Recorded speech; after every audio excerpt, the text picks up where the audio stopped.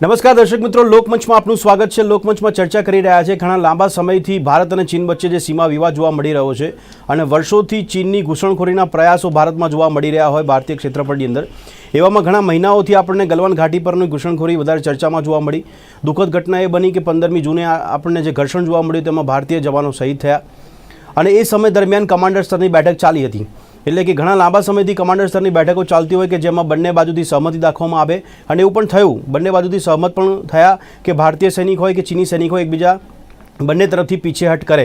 આ સહમતિને ભાગરૂપે જોવા જઈએ તો ત્યારે આપણને પરિણામ ન મળ્યું, પણ અત્યારે જોઈ રહ્યા છે કે થોડાક સમય પહેલાં વડાપ્રધાન નરેન્દ્ર મોદીની પણ મુલાકાત લદ્દાખ પર લેહમાં અને સાથે સાથે આજે જોવા મળે છે કે સુરક્ષા સલાહકાર એવા અજીત ડોભાલ કે જેમની વિદેશ મંત્રી ચીનના વિદેશ મંત્રી સાથે મુલાકાત થઈ, બેઠક થઈ હોય। આ બેઠક દરમિયાન ચર્ચા કરવામાં આવી છે અને જેના ભાગરૂપે આપણને પરિણામ મળી રહ્યું છે કે એવા સમાચાર મળી રહ્યા છે કે બંને તરફથી સહમતિના ભાગરૂપે પીછેહટ થઈ છે। એવામાં ચીની સૈનિકોએ 1.5 થી 2 કિલોમીટર પીછેહટ કરી છે તેમના વાહનો સાથે, સાધનો સાથે, એવા સમાચાર પ્રાપ્ત થઈ રહ્યા છે। આને ખરેખર કોઈ પ્રકારની જીત માનવી કે કેમ? ભારતની કૂટનીતિ, ભારતની સૈન્યની કાર્યવાહી તો સામે આર્થિક રીતે ચીનને આપણે જે નુકસાન પહોંચાડી રહ્યા છે એની જીત માનવી કે કેમ? મારી સાથે ચર્ચામાં જોડાયા છે કેપ્ટન જયદેવ જોશી કે જેઓ રક્ષા વિશેષજ્ઞ છે, કર્નલ ધર્મેન્દ્રસિંહ સૈની કે જેઓ પણ રક્ષા વિશેષજ્ઞ છે અને વિનોદ ગામટુ કે જેઓ ફોરેન અફેર્સ એક્સપર્ટ છે। આપ ત્રણેયનું સ્વાગત છે ચર્ચામાં। ધન્યવાદ।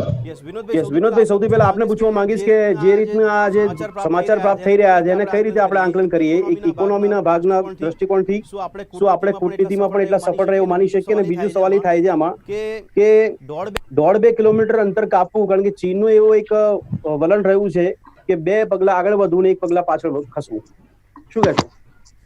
ભદ્રેશભાઈ, તમારી વાત સાચી છે કે ચીનનો જે અપ્રોચ છે ને એ આપણે જે ઇન્ટરનેશનલ ટર્મિનોલોજીમાં અમે છે સલામી સ્લાઇસિંગ કહીએ છીએ કે ચીનનો અપ્રોચ એવો છે કે થોડું આગળ આવવાનું પછી થોડું પાછળ જવાનું, એમ કે કવર વિસ્તારવાદી જે નીતિ છે ને એને બધા કન્ટ્રી સાથે છે, ફક્ત ઇન્ડિયા સાથે નથી। તો પહેલી વાત તો તમે આ જે થયું છે આમ તો ગુડ ન્યૂઝ એ છે કે ભાઈ ચલો થોડું આપણે ડીએસ્કેલેશન થયું છે, એમાં કોઈ ડાઉટ નથી અને એ સારો ન્યૂઝ છે। પણ આનાથી છે ને કે હું નથી માનતો કે ઇન્ડિયન ગવર્મેન્ટ કે જે આપણે મિલિટરી જે છે કે એ એકદમ એમને કમ્પ્લેસન્ટ થઈ જશે કે શાંતિથી બેસી જશે, કારણ કે ન તો ઇન્ડિયન ગવર્મેન્ટ એમના પર ટ્રસ્ટ કરવાની છે કે ના ઇન્ડિયન આર્મી એમના પર ટ્રસ્ટ કરવાની છે। અને આ જે થઈ રહ્યું છે ને મારા હિસાબે બહુ બધા ફેક્ટર્સ એક સાથે કોમ્બિનેશનમાં છે।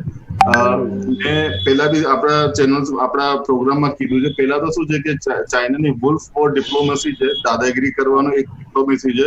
બીજું શી જિનપિંગ છે એનું છે ને અસ્તિત્વમાં બી છે ને અત્યારે ક્વેશ્ચન એટલા માટે થયું છે COVID-19 નું જે હેન્ડલિંગ થયું છે ને એના કારણે એને ઇન્ટરનલી એને બહુ પ્રેશર આવ્યું છે ચાઇનાની અંદર અને ત્યાંની ઇકોનોમી બી સ્લમ્પ કોરોના વાયરસ પહેલા બી થઈ ગઈ હતી, તો એ પ્રેશર હતું ને ડાયવર્ઝન માટે બી એક વન ઓફ ધી રીઝન્સ હતું આ કરવામાં આવ્યું છે। પ્લસ 2 દિવસ પહેલા એક બીજું પેન્ડેમિક જે છે જે બ્યુબોનિક પ્લેગ કરીને છે ને એ બી WHO કીધું છે કે એમાં બી પેન્ડેમિક થાય એવી પરિસ્થિતિ છે, તો એ હજુ 2-3 વ્યક્તિ ચાઇનામાં, તો એક એ પ્રેશર છે અને સૌથી મોટો પ્રેશર હું માનું છું, આ તો ઠીક છે ઇન્ડિયન મિલિટરી છે ને આપણું જે ડિફેન્સ ડિપાર્ટમેન્ટ છે, ડિફેન્સ ફોર્સિસ છે ને કે એમને મુંહતોડ જવાબ આપ્યો, એટલે એ લોકોએ પણ એક્સપેક્ટ નહોતું કર્યું કે જે 15 જૂનમાં જે આપણું જે સ્કફલ થયું એમાં નો ડાઉટ એક ખરાબ વસ્તુ છે કે આપણા 20 જવાન્સ મર્યા, પણ છે ને કે એ લોકો પોતાના નંબર્સ તો કેસે બી જુઠ્ઠા લોકો છે, પણ આઈ એમ વેરી શ્યોર કે એ જે 43 કે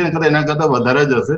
તો એક તો એ માર પડી, બીજું અમેરિકા, જાપાન, ઓસ્ટ્રેલિયા અને ઇન્ડિયા ચારે મળીને જે કોડમાં જે છે ને એ લોકો સાઉથ એશિયા જે સી પર છે ને, સાઉથ ચાઇના સી પર છે ને ત્યાં છે ને આ લોકો જે 2 વોરશિપ અમેરિકા લઈ આવ્યું, બીજા ટ્રુપ્સ પણ ડિપ્લોય કર્યા છે। અને સૌથી મહત્વનું હું કહું છું કે જે આપણે પહેલા બી મેં કીધું હતું આપણા માધ્યમ થ્રુ કે ઇન્ડિયન ગવર્મેન્ટે છે ને કે જે મલાકા સ્ટ્રેટ પર છે ને કે કંટ્રોલ કરવા માટેના પ્રયત્ન કરવા જોઈએ, કારણ કે આપણે નોર્થમાં જે ચાલી રહ્યું છે ને આપણે એમને સાઉથમાંથી સ્ટ્રેંગલ કરવાનો પ્રયત્ન કરવો જોઈએ।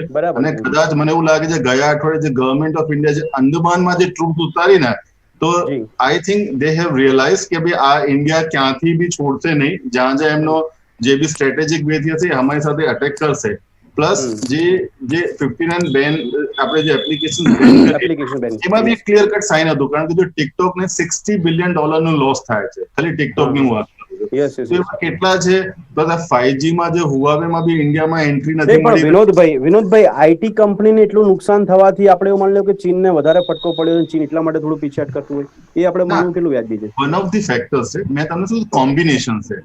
અને એક બીજું તમને આજનો ન્યૂઝ આપું, કે આજે જે શાંઘાઈ કમ્પોઝિટ જે ત્યાંનું સ્ટોક માર્કેટ છે 6% અપ હતું. આટલા બરાબર છે. 6 મહિનામાં પહેલી વાર 6% એટલે બહુ મોટું ગેન કહેવાય. એ 6% કેમ ગેન થયું શાંઘાઈમાં, કે એ લોકોને એવું લાગે છે કે જે ઇકોનોમિક રિકવરી આવવાની છે એના કારણે આખા એશિયન માર્કેટ્સ અત્યારે ઇવન ડાઉ જોન્સ બધા પ્લસમાં છે. એટલે તમે સમજો કે ચાઇનાએ એક 28 વર્ષનું એક એકદમ નીચલા લેવલનું ઇકોનોમી જોયું છે. જો આપણું ડેમોક્રેટિક કન્ટ્રી છે, અહીંયા તમે ટીવી પર આવીને આપણે બધા બૂમબરાડા પાડી શકીએ છીએ, આપણને જોબલેસ ડેટા, જે જોબલેસનેસના ડેટા બી આવે છે. ત્યાં ઇમેજિન કરો ત્યાં કેવી હાલત હશે. આપણા કરતા બી ઇકોનોમિક હાલત ખરાબ છે ત્યાં. તો હવે જ્યારે ઇકોનોમી થોડી રિકવરીના સાઇન્સ બતાવી રહ્યા છે, અને અત્યારે હું નથી માનતો કે કોઈ કન્ટ્રીને ઇકોનોમીના રિકવરીના સાઇન્સ બતાવે એ આવા ગાંઠપણ તો આપણે કરશે. કારણોમાં એક કારણ એ પણ માનવું કે ઇકોનોમિકલી નુકસાન ચીનને થઈ રહ્યું છે એટલા માટે પણ આ પીછેહટ કરી છે, એવું માની લેવું. ડોનાલ્ડ ટ્રમ્પે ચાઇનાની જે 4 વર્ષમાં જે હાલત કરી છે ને ઇકોનોમિક તમે સેન્કશન્સ અને ટેરિફ વધારી, અને એમાં પાછું ઇન્ડિયા જોડાયું છે, ઓસ્ટ્રેલિયા જોડાયું છે, બધી આખા વર્લ્ડમાં ચીન પ્રત્યેની એક નફરત આવી ગઈ છે. અને બીજું તમને કે હજુ પૂરું નથી થયું. જ્યારે આ આખું વર્લ્ડ જ્યારે સેટલ થશે કોરોના વાયરસ પછી, ચીની લોકોને એક વિઝા લેવામાં બી જે લોકો જે બીજા કન્ટ્રીઓ જે તકલીફ કરશે ને, તમે ઇમેજિન નહીં કરો. કારણ કે આ લોકોને એટલું સ્પાઇંગ બી થઈ રહ્યું છે. અમેરિકામાંથી હાર્વર્ડ યુનિવર્સિટીમાંથી આ લોકોના સ્પાય નીકળી રહ્યા છે.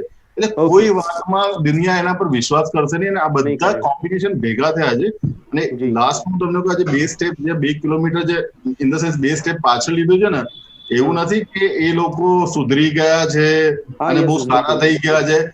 આમાં શું છે કે આ થોડું પ્રેશર ઘટાડવા માટે પણ એક સારી વસ્તુ છે ગવર્મેન્ટ ઓફ ઇન્ડિયા અને આપણે જે મિલિટરી ફોર્સિસ છે ને, કે હવે આ લોકોની આમે વાતોમાં પહેલા બી નહોતા આવતા, હવે બી વાતોમાં ક્યાં પણ આપણે બી પ્રેશર આ બનાવીને જ રાખશે. હવે ઓકે ધર્મેન્દ્રસિંહજી, કેટલી મોટી જીત માની શકાય? કારણ કે એક મેસેજ એવો સ્પ્રેડ કરવામાં આવી રહ્યો છે કે ભારતની જીત કહેવાશે, પણ 1.5-2 કિલોમીટર પાછળ ખસવું ચીનનું ભારતીય સૈનિક પણ પીછેહટ કરતા જોવા મળે છે. બંને બાજુથી સહમતિ છે. મારો સવાલ ધર્મેન્દ્રભાઈ એ છે કે કમાન્ડર સ્તરની બેઠક થતી હોય અને પરિણામ ન મળે આપણને, અને વિદેશ મંત્રી સાથેની આ મુલાકાતનું પરિણામ માની લેવું આપણે કે એની ઇફેક્ટિવિટી વધારે જોવા મળી આપણને? देखिए, जब कूटनीतिक स्तर पर जब वार्ता होती है तो उसके परिणाम तुरंत नहीं मिलते उधर. आपको एक जस्ट एग्जांपल दूंगा. 1986-87 के अंदर जब भारतीय सेना ने अग्रिम जो सीमा है उसकी जाके जब हमने उसको ऑक्यूपाई किया था और चाइना को 3 तरफ से हमने उसको घेर लिया था, एनसर्कल कर लिया था. उस वक्त चाइना कुछ नहीं कर पाया था. उसको लेजिटिमाइज करने के लिए हमारे को 7 साल लगे थे. उसको 93 में जाके जो हमने कार्रवाई की थी वो 7 साल लगे थे उधर. और उस वक्त के जो सेनाध्यक्ष थे जनरल सुंदर जी, उससे चाइना इतना प्रभावित था कि उन्होंने उनको ऑफिशियल इनविटेशन भेजा था जनरल सुंदर जी को कि हम we want to meet this chief of army staff of Indian army, जो कि एक नहीं 3 फ्रंट पे एक साथ लड़ाई लड़ रहा था. चाइना के ऊपर उसने ये ऑक्युपाई किया. पाकिस्तान के साथ में ब्रासटेक, आपको याद होगा, जनरल जियाउल हक क्रिकेट मैच देखने आए थे. पूरा फौज मोबिलाइज था पंजाब राजस्थान बॉर्डर पे. और तीसरा IPKF के अंदर हमारी सेनाएं थी उधर. तो उन्होंने जनरल सुंदर जी से मिलने की इच्छा जाहिर की थी उधर. तो ये भारतीय सेना का जो लोहा था चाइनीज शुरू से मानते रहे उधर. दूसरा क्या कहते हैं, ये जो बातचीत अगर ये पहले हो जाती तो जो हमारे जो 20 जवान जो वीर गति को प्राप्त हुए वो कर सकते थे. मेरा सवाल इसीलिए वहीं पे है कि ये जो घटना बनी, हमारे जो जवान शहीद हुए, इससे पहले से ये चल रहा है. कमांडर सर की जो बैठक है वो उस लेवल की बैठक चल रही है, उसका कोई रिजल्ट नहीं मिल रहा अपने को. और ये मानना कि इस विदेश मंत्री के साथ अगर ये अजीत डोभाल जी ने बैठक करी, उनसे बातचीत करी, उसके बाद ये इम्पैक्ट पड़ी, ये कितना लाजमी है? नहीं, ये देखिए, अगर आप बोले कि किसी एक XYZ ने बातचीत की और उससे ये सक्सेस मिल गई कि चाइना एग्री हो गया उधर, विदाउट मिलिट्री पावर, यस बिल्कुल, अगर आपके पास सैन्य शक्ति मजबूत नहीं है तो आपकी कूटनीति सफल नहीं हो सकती उधर. बराबर है। कूटनीति को सफल बनाने के लिए चाहिए कि आप खुद इतने मजबूत हो कि दुश्मन जो भी पड़ोसी देश हमारे साथ में सीमा विवाद में है, हाँ, बिल्कुल उसको सही। मजबूर होना पड़ा कि जब पड़ेगा कि हमारी बातचीत सुने और उसके ऊपर अमल लाए उधर वहां पे। और ये सीमा विवाद जो है मिलिट्री सॉल्यूशन नहीं होता इनका, ये हमेशा कूटनीति सॉल्यूशन होता है उधर। मिलिट्री के पास में तो सिर्फ एक ही जवाब है, डू एंड डाई उधर। लेकिन वो इस हालत के अंदर कोई वाजिब नहीं था कि हम कोई लिमिटेड वॉर की भी घोषणा कर दें उधर। इसके लिए तो सही था कि एक कूटनीति शुरू से ही, जब आपको याद दिलाऊं, ये 5 मई से जब मीडिया में आने लगा था, उसके 10 दिन के बाद में जनरल वीपी मलिक ने सरकार को आगाह किया था कि इस बार चाइनीज की जो स्ट्रेंथ है वो एक क्या कहते हैं चिंताजनक विषय है। उसके बाद में जो हमारे पुराने फॉरेन सेक्रेटरी है मिसेज निरुपमा राव, उन्होंने ये बोला था। और 2 जून को हमारे रक्षा मंत्री ने ये एडमिट किया था कि इस बार चाइनीज भारी तादाद के अंदर इंट्रूजन किया है उन्होंने। बड़ा इंटेंस लेके आए हैं, ऐसा भी बोला था उन्होंने कि कुछ बड़ा लग रहा है इसके अंदर, बड़ा लग रहा होता। तो मैं बोल रहा हूँ 2 जून तक अगर ये ऑलमोस्ट 1 महीने तक ये सरकार की कूटनीति और जो राजनीति जो भी खामोश रही, उसके बाद में ये 15 मई का जो हादसा हुआ जो नहीं होना चाहिए उधर। 2013 के अंदर भी ऐसा ही चाइना ने हंगामा किया था, लेकिन उस वक्त हमारे जान माल की ठीक है धर्मेंद्र सिंह हानि नहीं हुई थी और चाइनीज जिधर से आए थे उधर उनको पैक करके वापस भेज दिया गया था। ઓકે કેપ્ટન જયદેવ, આપણે શું લાગે છે, એક તો આ જે કર્નલ ધર્મેન્દ્રસિંહજીની વાતચીત આપ કેટલા સહમત છો? અને જોડે એક સવાલ આપને પૂછી લઉં, અત્યારે જે પીછેહટ થઈ છે હવામાનને કારણે થઈ હશે કે પછી ખરેખર બેઠકને કારણે કે ડિપ્લોમેસીને કારણે, શું કહેશો? જી ભદ્રેશજી, સર્વપ્રથમ તો આપણે સૌએ ખુશ થવાની વાત છે કે આજે ડીએસ્કેલેશન શરૂ થયું છે અને પરિણામ મળ્યા છે। પણ આ ખુશી એક માત્ર આંશિક ખુશી અને એક ટેમ્પરરી ખુશી હોવી જોઈએ, કારણ કે અત્યારે તો આપણે તેમને જ્યાં સ્ટેન્ડ ઓફ હતું તે વિસ્તારથી પાછળ ધકેલ્યા છે। પણ 3,500 કિલોમીટરની એલએસી ઉપર એ લોકો આજે પણ બેઠેલા છે। બિલકુલ બિલકુલ। એલએસી થી ઇન્ટરનેશનલ બોર્ડરનો વચ્ચેનો જે કોરિડોર છે એ પણ સંપૂર્ણ રીતે ભારતનો છે। એટલે આંશિક રાહત હોવી જોઈએ, આંશિક અને ટેમ્પરરી ખુશી હોવી જોઈએ। ભારતનું લક્ષ્ય લાંબુ હોવું જોઈએ। નહીં કેપ્ટન જયદેવ, મારો હા યસ પ્રશ્ન હવામાનને કારણે કે પછી ખરેખર આ બેઠકોના દોરને કારણે? જી જી, આપણા પ્રશ્નનો જો જવાબ હું આપું તો તે પણ આઈ એગ્રી વિથ જે વિનોદજીએ થોડી વાર પહેલા આપણને કીધું એ, અને કર્નલ ધર્મેન્દ્ર સરે પણ કીધું કે it's a combination of many things.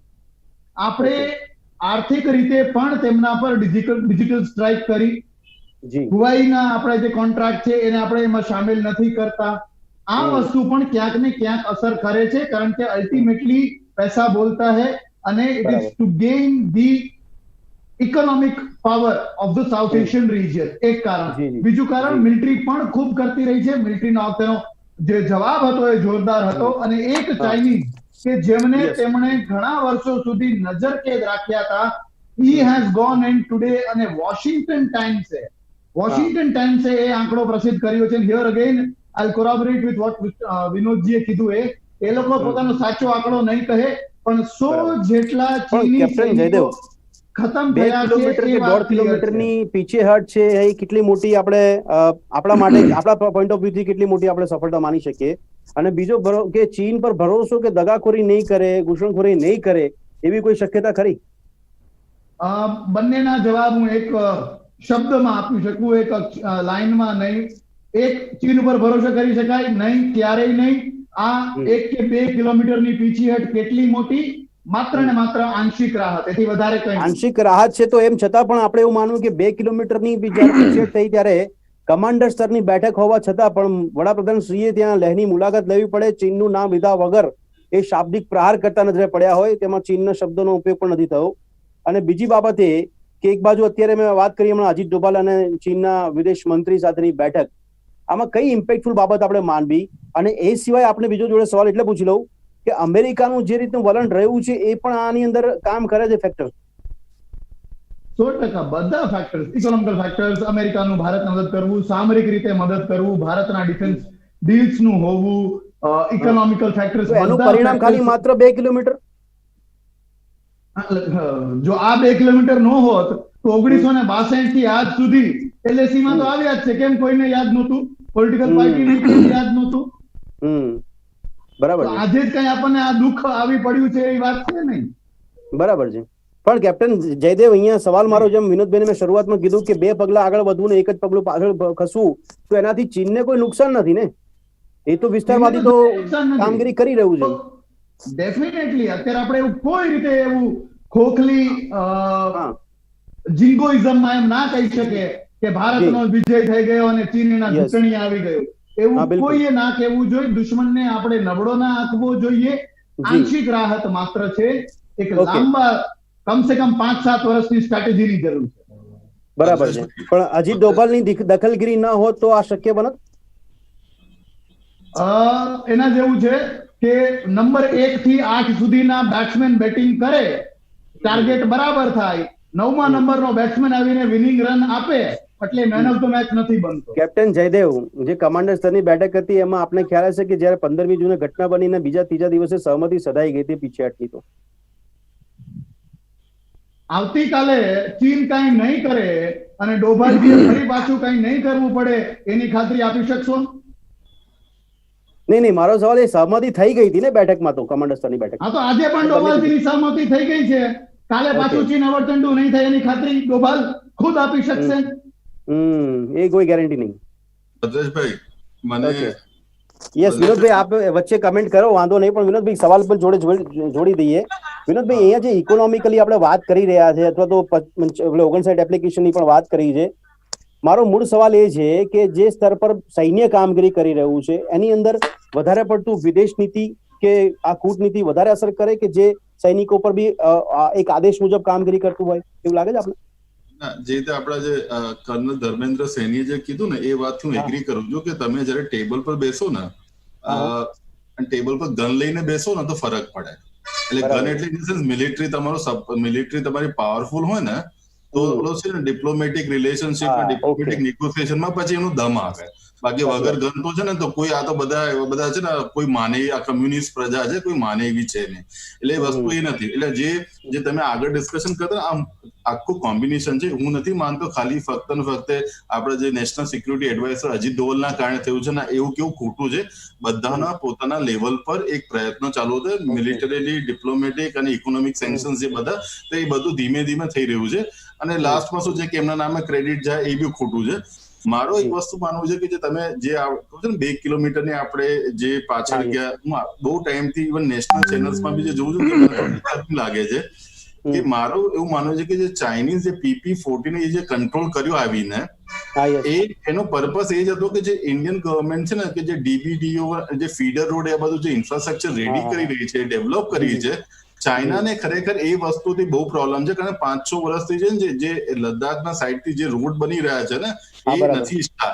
હવે આ છે એક સાયકોલોજીકલ પ્રેશર છે. જો તમે એક વસ્તુ સમજો કે આજે ચીની લોકો જયારે ગલવાન વેલી ઉપર કે PP-14 પર જયારે હશે તો એ લોકોમાં ખબર નથી કે સેટેલાઇટ ઇમેજીસમાં ઇન્ડિયન જે ઇમેજીસ લેશે, અમેરિકન્સ લેશે, બધું ખબર છે. અને એક મને વસ્તુ સમજાવો, હું તો સેનામાં નથી પણ આપણા 2 મહાનુભાવો સાથે જે મિલિટરીથી એ લોકો કનેક્ટેડ છે, કદી કોઈ પણ સેના એ ટેન્ટમાં રહીને LAC તમે સમજો કે જે બોર્ડર પર આવે ને ટેન્ટ મૂકે ને ટેન્ટમાં રહેવાના હોય, અરે ટ્રેન્ચીસ બનાવે, બંકર બનાવે.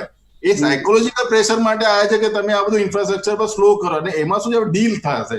હવે ડીલ એને નહીં કહેતો કે ગવર્મેન્ટ ઓફ ઇન્ડિયા ડીલ કરશે, I don't mean to say, પણ એમાં ડીલની વાત કરશે. પણ વિનોદભાઈ અત્યારે પીછેહટની શરૂઆત કરી વિનોદભાઈ, તો આપણે એવું માનવું કે અત્યારે આપણે જે પગલું ભર્યું ઇકોનોમિકલી ચીનને નુકસાન પહોંચાડવાનું, એ પરમેનન્ટ પગલું માનવું આપણે? કારણ કે આવતીકાલે અથવા તો હવામાન સુધરી જાય અથવા તો 2 મહિના પછી 3 મહિના પછી એમ રક્ષા વિશેષજ્ઞો કહે છે કે ત્યારબાદ ત્યાં તણાવ ઓછો થઈ જાય અથવા તો ઘટી જશે, તો પાછા આપણા રિલેશન સારા થશે વ્યાપારિક દ્રષ્ટિકોણથી?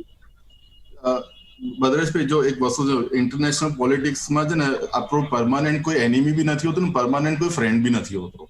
એટલું યાદ રાખી લેજો. યુનાઇટેડ સ્ટેટ્સ ઓફ અમેરિકા આ એ જ કન્ટ્રી હતું જયારે 1971ના વોરમાં છે ને એને બી વોરશિપ આપણી અગેન્સ્ટમાં મોકલવા માટે રવાના કરી દીધા હતા. આજે આપણી સાથે બહુ સારી મિત્રતા છે. એટલે એવું નથી કે આપણે કોઈ કન્ટ્રી સાથે, જો આપણને જે જોઈતું હોય, આપણને મળી જતું હોય તો ફ્રેન્ડશિપમાં કોઈ વાંધો નથી. Not at the cost of anything. કે આજે આપણી 1 ઇંચ બી જમીન જાય તો એ આપણે એક્સેપ્ટ ના કરાય. બાકી છે ઇન્ટરનેશનલ રિલેશનશિપ અને બીજું સમજો કે આખું વર્લ્ડ છે ને ઇકોનોમિકલી ઇન્ટરડિપેન્ડન્ટ છે. આપણને બી ચાઇનાની જરૂર છે. જો હું તમને ફેક્ટ કહું, ચાઇનાને બી આપણી જરૂર છે. બધા કન્ટ્રીની બેન જરૂર છે. પણ આ છે જે દાદાગીરી વાળી વાત છે. જો એક વસ્તુ સમજો, નાના કન્ટ્રી તો ખાઈ જવા માટે તૈયાર હતો. ફિલિપાઇન્સ છે, થાઈલેન્ડ છે, આ બધા કન્ટ્રી સાથે દાદાગીરી કરતો હતો, વિયેટનામ સાથે. ઇન્ડિયા એક અહીંયા આપણા જયારે બોર્ડર પર આવ્યો તો એને જે સ્ટેન્ડ ઓફ મળ્યું છે, જે ફેસ ઓફ થયું છે, તમે સમજો પાછો બી જશે ને. આપ માનો છો ફેસ ઓફ જવાબ મળ્યો હશે ચીનને? આ વાત સાચી આપની. પણ ધર્મેન્દ્રસિંહ, સવાલ મારો એ છે કે ચીનને યોગ્ય જવાબ મળી ગયો માની લેવું એ કેટલું વ્યાજબી છે? અને બીજી બાબત કે ચીને કોઈ ઇન્ટેન્સફુલી ભારતનું પણ ધ્યાન ડાયવર્ટ કરવાનો પ્રયત્ન કર્યો હોય બોર્ડર લેવલના જે ઇસ્યુ છે એમાં ત્રણ બાજુથી, શું લાગે છે આપને? देखिए, अगर ये सोचना कि चाइना का हमने उसको पिन डाउन कर दिया, उसको न्यूट्रलाइज कर दिया और ये सोच के हाथ पे हाथ धरे बैठना, ये हमारी गलती होगी. ये गलती हमारे को नहीं दोहरानी चाहिए उधर. और मैं तो बोलता हूँ, ये डोवाल साहब अगर 2 महीने पहले लग जाते तो 20 जवानों का जो वीरगति प्राप्त हुई वो नहीं होती. और दूसरा ये बात है कि जो चाइना को सबक सिखाने की बात है उधर, ये जो बॉर्डर डिस्प्यूट है उधर, ये हमारे आज के नहीं है. बॉर्डर डिस्प्यूट है 1959 के हैं. एक मिनट में आपको मैं जस्ट ब्रीफ करूंगा about this whole Aksai Chin and all. 1842 के अंदर China attack this Sikh army of Maharaja Ranjit Singh and reached up to Ladakh. And after since they वो उसको सस्टेन नहीं कर सकते तो वो वापस चले गए उधर. जब ये एंग्लो सिख वॉर हुआ और उसके अंदर महाराजा रंजीत सिंह जी की फौज जो उसमें डिफीट मिली और ब्रिटिश सल्तनत ने ये कश्मीर को 5 लाख रुपीस में महाराजा गुलाब सिंह को भेज दिया उधर. 1847 और 45 की बात है ये उधर. उसके बाद में 1865 के अंदर सर्वेयर जनरल ऑफ ब्रिटिश, उन्होंने एक मैप बनाया और उन्होंने मिस्टर जॉनसन, और उन्होंने एक लाइन ड्रॉ की जॉनसन लाइन के नाम से, और महाराजा को वो उन्होंने प्रेजेंट किया कि ये तुम्हारा एरिया है. तो जब से हमारा अक्साई चीन हमारे हम मान के चलेंगे कश्मीर का है. सही है. उसके बाद में जब ये देश आजाद हुआ. जी धर्मेंद्र जी, आपकी आवाज कट रही है. कैप्टन जयदेव, आपने सवाल पूछ लो. कैप्टन जयदेव હવે રિપ્રેઝેન્ટેટિવ છે. ઓકે કેપ્ટન જયદેવ, છેલ્લી લાસ્ટ આપનાથી સમિંગ અપ કરીશું કે આ પરમેનન્ટલી જવાબ આપણે નથી આપ્યો, ટેમ્પરરી જવાબ આપ્યો જેવું માનું ભારત તરફથી પણ, કારણ કે આવતીકાલે સંબંધ સુધરી જાય છે તો ફરી પાછું આપણે એ જ પ્રકારની પરિસ્થિતિમાં આવીશું કે ચાઇના પર આપણે ડિપેન્ડન્સી વધી જશે. બીજી સરકાર આવે તો પણ આ સ્થિતિ ચાલુ રહેશે એવું માની લેવું આપણે, કે પછી અત્યારે કાયમી જવાબ માટેની તૈયારી છે આપણી? જી ભદ્રેશજી, કાયમી જવાબની તૈયારી અત્યારની આપણી છે ચોક્કસપણે, પણ આ કાયમી પરિણામ જવાબ સુધી પહોંચતા 2-5 વર્ષ લાગશે. કદાચ અમુક સરકારો બદલે એ પણ લાગે, પણ રાષ્ટ્ર નીતિમાં બધી સરકારોનો એક જ મત હોવો જોઈએ. આંશિક વાત છે આ, આંશિક સફળતા કહેવાય. પણ ભારતે સામરિક સંવર્ધન કરવા માટે, આજે આપણે થોડી ઓછી વાત થઈ, પણ ઇન્ફ્રાસ્ટ્રક્ચર જે ત્યાં ડેવલપ કરવાનું છે તેમાં, અને પૂરો હિસ્ટ્રી આપણે જોઈએ તો 62 પહેલા જે લાઈન હતી મેકમોહન લાઈન, ઇન્ટરનેશનલ બાઉન્ડ્રી, ત્યાં સુધી ચીન જતું ના રહે, એના ડમ્પિંગને કારણે ભારતના અંતરને નુકસાન ના કરતું રહે, અને એના વિસ્તારવાદથી કે જે પ્રધાનમંત્રીજીએ પણ કીધું છે તેનાથી ભારતને કનડગત કરતું બંધ ન થાય ત્યાં સુધી ભારતે તૈયારી રાખવી. તો આપ એવું માનો છો કે અત્યારે ઈચ્છા શક્તિ એવી છે કે છેક સુધી એને આપણે પાછું મોકલી શકીએ, પીછેહટ કરાવી શકીએ? અત્યારે દેખાય તો ચોક્કસપણે એવું છે, ઈચ્છા શક્તિ છે, લોકોમાં પણ જુવાળ છે અને એ ચાલુ રહેવો જોઈએ. પણ હા, ઠીક છે, આપણે બહુ સારી વાત કરી. આપની વાતથી સમિંગ અપ કરીશું. દર્શક મિત્રો, 2 કિલોમીટર પીછેહટની આ ઘટનાથી કે બનાવથી કે અથવા તો એક પ્રકારની સફળતા માનીને આની પર માત્ર ને માત્ર દેશભરમાં રાજકારણ ન રમાવવું જોઈએ, કારણ કે હવે વર્ષનો અંત જે છે એ રાજકીય માહોલ જોવા મળશે. એમાં બધી બાબતોનો સમાવેશ થવાનો છે, આક્ષેપ પ્રતિ આક્ષેપમાં થવાનો છે. પણ મૂળ બાબત છે કે સેનાનું વિચારવાની જરૂર છે, સરહદ પર બેઠેલી સેના માટેનું પણ તૈયારી કરવાની જરૂર છે. તો સામે ઇન્ફ્રાસ્ટ્રક્ચરની પણ વાત કરવામાં આવી રહી છે, તો સામે એ બાબત પણ જોવી જરૂરી છે કે ત્યાં ચીની સૈનિકો મેક્સિમમ પીછેહટ કરી શકે એવા પ્રયત્નો રોજેરોજ ચાલુ હોવા જોઈએ. પરિસ્થિતિ વધારે ગંભીર ના થાય. ધર્મેન્દ્રસિંહ જે કીધું એ પ્રમાણે કે જો અજીત ડોભાલ પહેલા બેઠા હોત તો કદાચ પેલી ઘટના ન બની હોત. તો આશા એવી રાખીએ કે આગામી સમયમાં પણ આવી કોઈ ઘટના ન બને, જવાનો શહીદ ના થાય, આપણને જીત મળી શકે, ચીની સૈનિકો વધારે પ્રમાણમાં પીછેહટ કરી શકે, એ જ આપણી આશા રાખી શકીએ છીએ. અત્યારે આ ચર્ચાને અહીંયા સમાપ્ત કરી. આ ચર્ચામાં ત્રણેય ભાગ લીધો તે બદલ આપનો ખૂબ ખૂબ આભાર.